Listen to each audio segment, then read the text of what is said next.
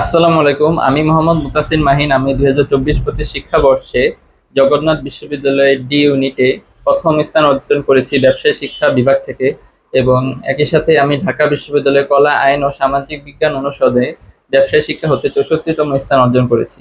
এবং পাশাপাশি আমি ঢাকা বিশ্ববিদ্যালয়ের বিজ্ঞান ইউনিটে ব্যবসায় শিক্ষা হতে 28তম স্থান অর্জন করেছি। এবং আমি জাহাঙ্গীরনগর বিশ্ববিদ্যালয়ের সি ইউনিটে 6 নাম্বার শিফট থেকে ব্যবসায় শিক্ষা বিভাগ থেকে 33তম স্থান অর্জন করেছি। এই অর্জনের পেছনে তারেক্স একাডেমি এবং সিয়াম ভাইয়া, এবং তার পাশাপাশি যার কথা না বললেই নয়, আমার শাকিল ভাইয়া, যিনি আমাকে বাংলা এবং সাধারণ জ্ঞান পড়াতো, তার অবদান অনস্বীকার্য। তারেক্স একাডেমির শীট, মডেল টেস্ট ও সাজেশন আমাকে অনেক উপকৃত করেছে। আমি যদি একজন পাবলিকান হতে পারি, তোমরা কেন নাও?